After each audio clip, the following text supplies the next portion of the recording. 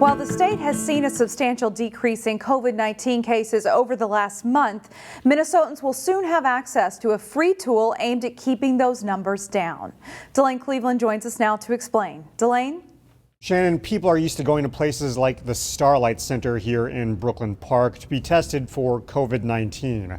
But the governor just announced a new program where people can take a COVID-19 rapid test from the comfort of their own home. Beginning on March 29th, Minnesotans can access an online ordering system set up by the state to request a free COVID-19 rapid test. The state has secured 500,000 rapid antigen test kits with 2 tests in each kit. Minnesotans can order 2 kits for a total of 4 tests per household and have them delivered directly to their home. People can use these kits without having to leave the house and have the results available to them within minutes. A similar program offered by Vault Health, which is going to be phased out, required people to mail back their samples to a lab in order to get their test results. In a statement, Governor Walz said, even as case numbers decline, it's important that Minnesotans test for COVID-19 if they are feeling sick. That's why we're continuing to work to make tests easily accessible now and in the future. These test kits will be available while supplies last. To order one of these kits,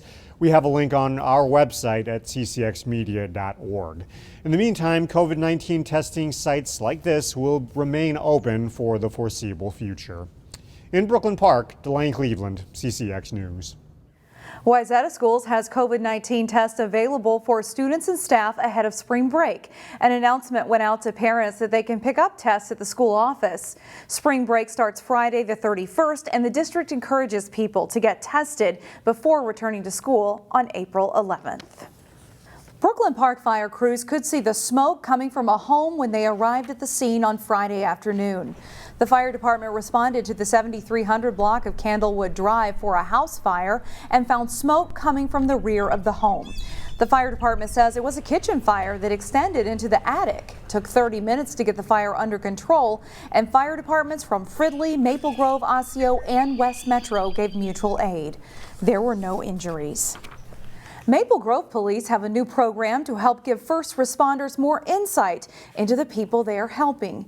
You can now request these stickers from police that identify conditions like autism, dementia, or PTSD. You place the stickers on your front door and they give first responders a visual clue when they walk up to the door. Not every call is the same, and we don't always have all the information when we do receive a call, so just another indicator, or another cue to help us do our jobs better. If you'd like a sticker, you can request one from the Maple Grove Police Department's website, and one will be mailed out to you. Did you find any valuable baseball cards while cleaning out the house during the pandemic? It's one result of the past couple of years. Sports card collecting is back, and more kids are buying in. The collecting revival has led to business growth and an expansion at a sports card shop in Golden Valley. But as Corey Bork reports in this week's Business Matters, there's still challenges in the industry. Here at Papa Hawk Sports and Collectibles in Golden Valley, all of our packs can be right up here. You'll find employee Derek Burr. They're all making a comeback. He started collecting as a kid. Probably age 5, 6 or something. I started collecting baseball cards. Now a college student, he regained interest. But ever since the pandemic and I got this job, then kind of all started again. It's hard not to, working at a place like Papa Hawk's. This place is like amazing. I walk in here and I'm like, it took me a while just to get through because there's so much. Trent Sylvester enjoys finding unique autographs. One of my big ones that I own is Andre the Giant. And on this day, he struck wrestling gold. Picked up a 1-2-3 Kid defeats Razor Ramon. Razor Ramon just passed away. This is one of his first matches that he had with 1-2-3 Kid. The baseball, football, basketball are all broken up. In charge of sorting. They're all labeled. They're all alphabetized. Pricing. Sure, I can do 60 for both of them. And stocking it all. We don't sell anything we don't believe is 100% authentic. Is owner Mark Hochstetter. The last couple of years have been really, really good. He recently completed a more than 1,500 square foot expansion for one simple reason. We ran out of room. That's basically it. Hochstetter says he's seeing more kids come into his store. They'll come in and ask me, do you have a David Robinson, which really surprises you because he hasn't played in 20, 30 years. And he's filling his store with new finds. This is probably the best thing in the house right now because of Tony getting into the Hall of Fame. The expansion allows for more autographed jerseys and gridiron history. Well, here at Papa Hawk Sports, the expansion allows more autographed photos and portraits to be put on display, like this Bud Grant one here. But there's also another reason for the change. Getting product. That's the biggest thing from our suppliers. A shortage of new sports trading cards necessitated a business change. You've got to be really on top of it and order more than you need in order to get what you think you're going to sell. And then sometimes we don't get anything. And the reason for the shortage? We can't figure it out. That mystery has forced Papa Hawks to focus more on the old. Vintage is really, really hot. It's the hottest I've seen in years. Than the new. Kids love to open packs, and they want to collect Joe Burrows and Patrick Mahomes in the football side. For Business Matters, Corey Bork. If they're looking for a card, looking for a player, looking to fill sets, come on in. We're here. CCX News. And if you want to see even more sports cards, there will be a show coming up on Saturday, April 23rd at King of Grace Church and School in Golden Valley. It will feature 35 cards and memorabilia dealers. Today we remember a community servant who passed away last week. Dr. Duane Orn had a heart for Brooklyn Center and was very involved in this community. He turned his retirement party in 2013 into a fundraiser for the amphitheater in Brooklyn Center. More than 50 years ago, he helped redevelop the Earl Brown Farm to turn it into an event center. And we also have to mention that 40 years ago, he helped found Northwest Community Television and served on the board of directors for 40 years.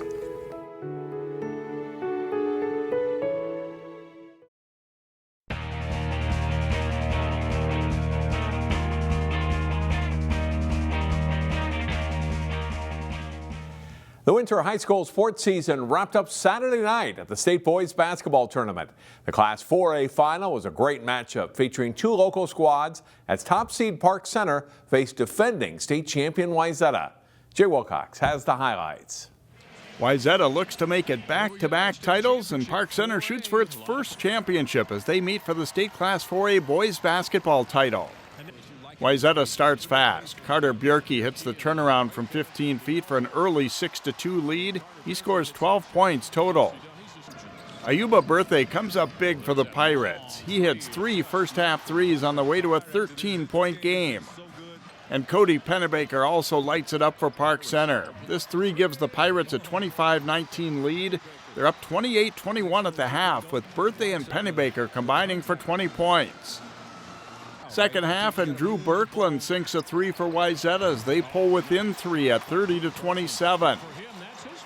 Pennebaker steals the pass and gets the breakaway jam as the Pirates lead at 39-35 in a good second half. Leo Torbor knocks down a 3 from the top of the key, and it's 42-38. Torbor's held to 7 points. Pennebaker hits one of his 5 threes to make it 49-40. He delivers a 23-point game. But Wayzata makes a furious comeback. Off the inbounds play, Birkland hits a 3 from the corner to make it 55-53 late. But the Pirates hang on to win their first championship. 58-53, Park Center is the final. And the thing about it is, the state championship isn't just for us, the school is for everybody back in Brooklyn Park, Brooklyn Center, that, that believed in us, the alumni is coming back, helping us, telling us they believed in us. I feel like this state championship is bigger than us, honestly. And I feel like it just feels good to bring one back home. Jay Wilcox, CCX Sports. In Class 3A, the only team to beat Park Center this season, Totino-Grace, took aim at their first championship in boys basketball. The Eagles saved their best for last in a good battle with De La Salle. Jay Wilcox was there. Totino-Grace looking for its first championship in boys basketball as they meet De La Salle in the Class 3A final. A Demarion Watson block leads to a dunk for Tommy Humphreys. Grace leads 5-0 and later 7-0 to start. Tayson Chapman with the behind-the-back dribble to set up a scoop layup, and the Eagles lead at 9-6. But they go cold, and De La Salle grabs the lead. Israel Moses hits the 3, and the Islanders are up 29-26 at the half. The Eagles use their size advantage as Patrick Bath powers through a foul to score for a 31-29 lead. De La Salle's turn as a steal leads to a three for Nasir Whitlock, and the Islanders are up 39-34. Chapman's pull-up jumper ties it at 41-all with just under 4 minutes left. He scores 15. But Whitlock answers with another three for a 44-41 lead. He scores 18, but that's the last points for the Islanders. Totino-Grace trails much of the way, but they score the last 9 points. Johnny Lee's dunk is part of a 14-point game for him. Totino-Grace wins 50-44 to match the Eagles Girls Championship last week. Jay Wilcox, CCX Sports. A Hopkins High School graduate has set a new record with the University of Minnesota softball team. Senior outfielder Natalie DenHartog set a Gophers career record for home runs with her 52nd career homer Sunday in a Minnesota win at Rutgers. The two-time All-Big Ten player is hitting .379 this season with 13 home runs and 25 runs batted in. DenHartog breaks the record for career home runs at Minnesota set by Jordan Nygren in 2003. The 2018 Hopkins High School graduate was an All-State player her senior year with the Royals. And that's all for sports. I'm John Jacobson.